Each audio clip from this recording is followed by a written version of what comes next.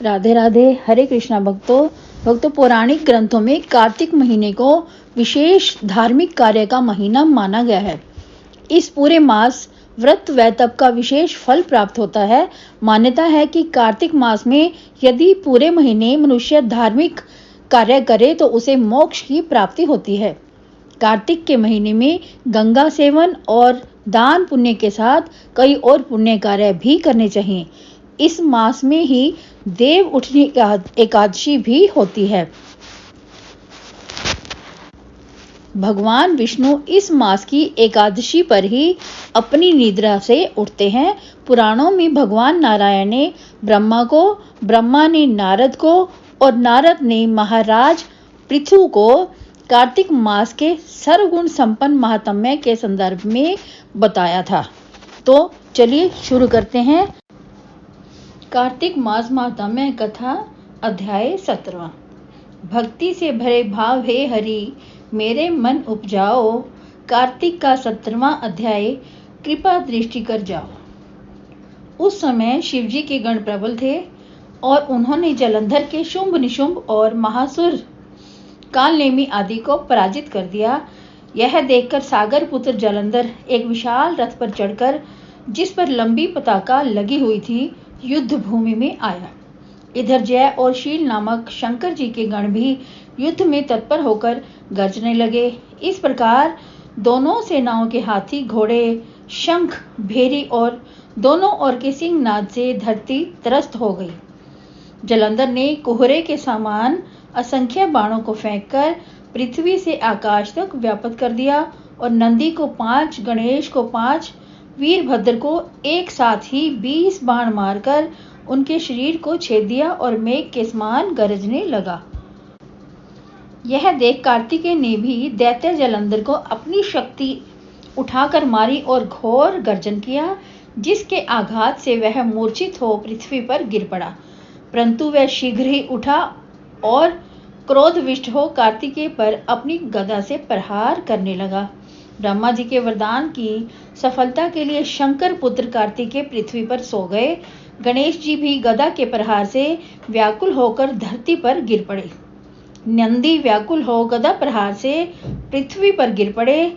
फिर दैत्य ने हाथ में परिध ले शीघ्र ही वीरभद्र को पृथ्वी पर गिरा देख शंकर जी गण चिल्लाते हुए संग्राम भूमि छोड़ बड़े वेग से भाग चले। वे भागे हुए गण शीघ्र ही शिवजी के पास आ गए और व्याकुलता से युद्ध का सब समाचार कह सुनाया। लीलाधारी भगवान ने उन्हें अभय दे सबका संतोष वर्धन दिया। कार्तिक मास महात्म्य कथा अध्याय 18। लिखता हूँ माँ पुराण की सीधी सच्ची बात। कार्तिक का 18वां अध्याय मुक्ति का वरदान। अब रौद्र रूप महाप्रभु शंकर नंदी पर चढ़कर युद्ध भूमि में आए। उनको आया देखकर उनके पराजित गण फिर लौट आए और सिंहनाद करते हुए आयुधों से दैत्यों पर प्रहार करने लगे। भीषण रूपधारी रुद्र को देख दैत्य भागने लगे। तब जलंधर हजारों बाण छोड़ता हुआ शंकर जी की ओर दौड़ा। उसके शुंभ निशुंभ आदि वीर भी शंकर जी की ओर दौड़े। इतने में शंकर जी ने जलंधर के सब बाण जालों को काट अपने अन्य बाणों की आंधी से दैत्यों को अपने फरसे से मार डाला। खड़गोरमा नामक दैत्य को अपने फरसे से मार डाला और बलाहक का भी सिर काट दिया। परमर भी मारा गया और शिवगण चिशी ने प्रचंड नामक दैत्य का सिर काट डाला। किसी को शिवजी के बैल ने मारा और कई उनके बाणों द्वारा मारे गए। यह देख जलंधर अपने शुंभ आदि दैत्यों को धिक्कारने और भयभीतों को धैर्य देने लगा, पर किसी प्रकार भी उसके भयग्रस्त दैत्य युद्ध को न आते थे। जब दैत्य सेना पलायन आरंभ कर दिया, तब महाक्रुद्ध जलंधर ने शिवजी को ललकारा और 70 बाण मारकर शिवजी को दग्ध कर दिया। शिवजी उसके बाणों को काटते रहे, यहाँ तक कि उन्होंने जलंधर की ध्वजा, छत्र और धनुष को काट दिया। फिर 7 बाण से उसके शरीर में भी तीव्र आघात पहुंचाया। धनुष के कट जाने से जलंधर ने गदा उठाई। शिवजी ने उसकी गदा के टुकड़े कर दिए। तब उसने समझा कि शंकर मुझसे अधिक बलवान है। अतः उसने गंधर्व माया उत्पन्न कर दी। अनेक गंधर्व अप्सराओं के गण पैदा हो गए। वीणा और मृदंग आदि बाजों के साथ नृत्य व गान होने लगा। इससे अपने गणों सहित रुद्र भी मोहित हो एकाग्र हो गए। उन्होंने युद्ध बंद कर दिया। फिर तो काम मोहित जलंधर बड़ी शीघ्रता से शंकर का रूप धारण कर वृषभ पर बैठकर पार्वती जी के पास पहुंचा। उधर जब पार्वती ने अपने पति को आते देखा तो अपनी सखियों का साथ जोड़ दिया और आगे आई। उन्हें देख काम मातुर जलंधर का वीर्यपात हो गया और उसके पवन से वह जड़ भी हो गया। गौरी ने उसे दानव समझा। वह अंतर्ध्यान हो उत्तर की मानस पर चली गई तथा पार्वती ने विष्णु जी को बुलाकर दैत्य धन का वह कृत्य कहा और यह प्रश्न किया कि क्या आप इससे अवगत हैं। भगवान विष्णु ने उत्तर दिया, आपकी कृपा से मुझे सब ज्ञात है। हे माता, आप जो भी आज्ञा करेंगी मैं उसका पालन करूंगा। जगत माता ने विष्णु जी से कहा, उस दैत्य ने जो मार्ग खोला है उसका अनुसरण उचित है। मैं तुम्हें आज्ञा देती हूँ कि उसकी पत्नी का पतिव्रत भ्रष्ट करो। वह दैत्य तभी मरेगा। पार्वती जी की आज्ञा पाते ही विष्णु जी उसको शिरोधार्य कर छल करने के लिए जलंधर के नगर की ओर दौड़ चले। कार्तिक मास महात्म्य कथा अध्याय 19। श्री विष्णु मम हृदय में प्रेरणा करने वाले नाथ, लिखू महात्म्य कार्तिक, रखो सिर पर हाथ। राजा पृथु ने कहा, हे नारद जी, अब आप यह कहिए कि भगवान विष्णु ने वहां जाकर क्या किया तथा जलंधर की पत्नी का पतिव्रत किस प्रकार भ्रष्ट हुआ। नारद जी बोले, जलंधर के नगर में जाकर विष्णु जी ने उसकी पतिव्रता स्त्री वृंदा का पतिव्रत भंग करने का विचार किया। वे उसके नगर के उद्यान में जाकर ठहर गए और रात को उसके स्वप्न में आए। वह भगवान विष्णु की माया और विचित्र कार्य पद्धति थी और उसकी माया द्वारा जब वृंदा ने रात में वह स्वप्न देखा कि उसका पति नग्न होकर सिर पर तेल लगाए महिष पर चढ़ा है, वह काले रंग के फूलों की माला पहने हुए है तथा उसके चारों हिंसक जीव हैं, वह सिर मुंडाए हुए अंधकार में दक्षिण दिशा की ओर जा रहा है। उसने नगर को अपने 7 समुद्र में डूबा हुआ इत्यादि बहुत से स्वप्न देखे। तत्काल ही वह स्वप्न का विचार करने लगी। इतने में उसने सूर्य देव को उदय होते हुए देखा तो सूर्य में उसे एक छिद्र दिखाई दिया तथा वह कांतिहीन था। उसने अनिष्ट जाना और वह भयभीत हो रोती हुई छज्जे, अटारी तथा भूमि कहीं भी शांति को प्राप्त न हुई। फिर अपनी 2 सखियों के साथ उपवन में गई, वहां भी उसे शांति नहीं मिली। फिर वह जंगल में से निकल गई। वहां उसने सिंह के समान 2 भयंकर राक्षसों को देखा, जिससे वह भयभीत होकर भागने लगी। उसी क्षण उसके समक्ष अपने शिष्यों सहित शांत मौनी तपस्वी वहां आ गया। भयभीत वृंद उसके गले में अपना हाथ डाल उसे रक्षा की याचना करने लगी। मुनि ने अपनी एक ही हुंकार से उन राक्षसों को भगा दिया।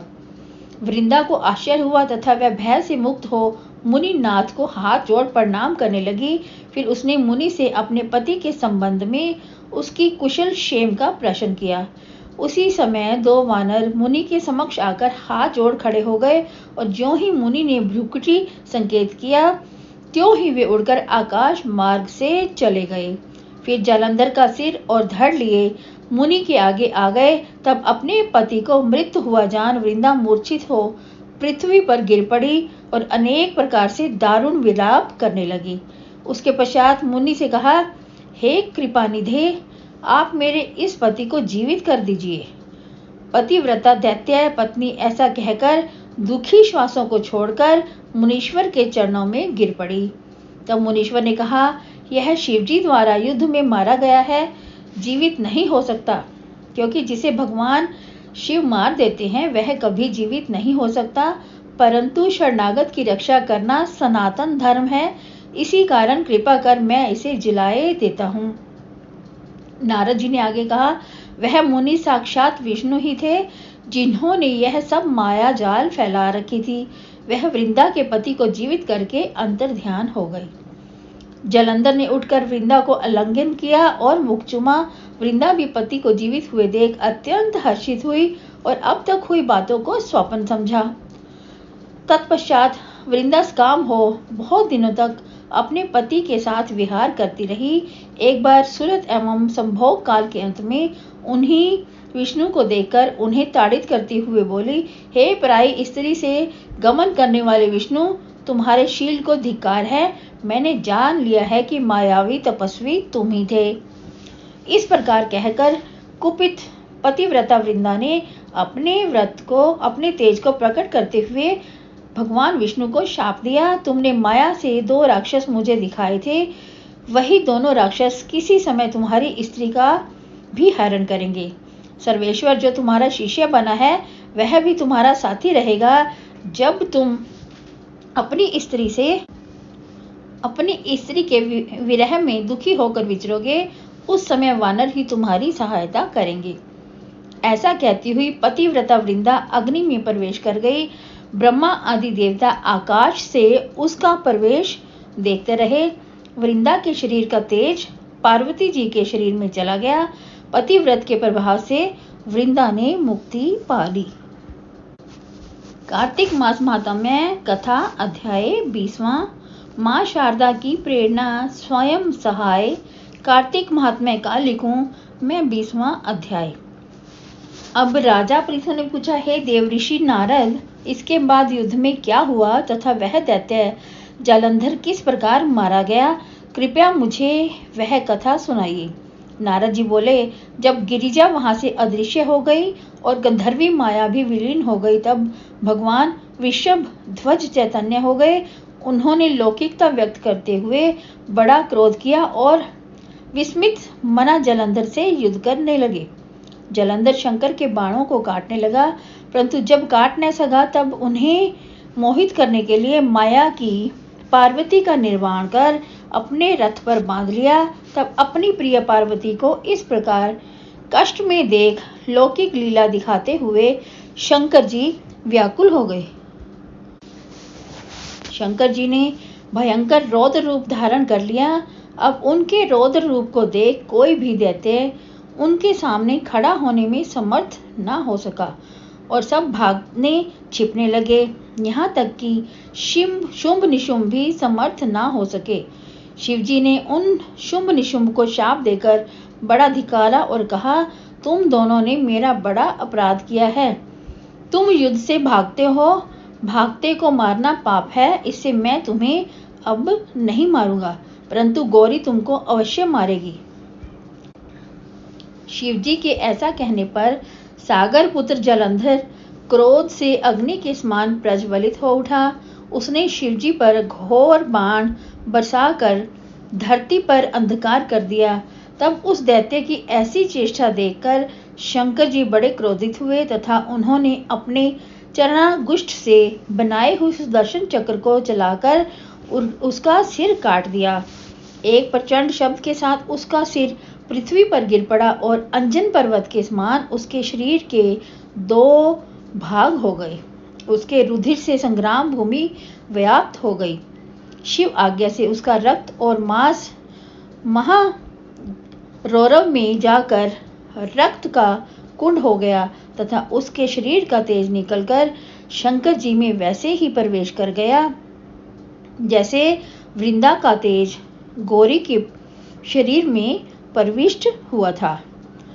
जालंधर को मरा देख देवता और सब गंधर्व प्रसन्न हो गए।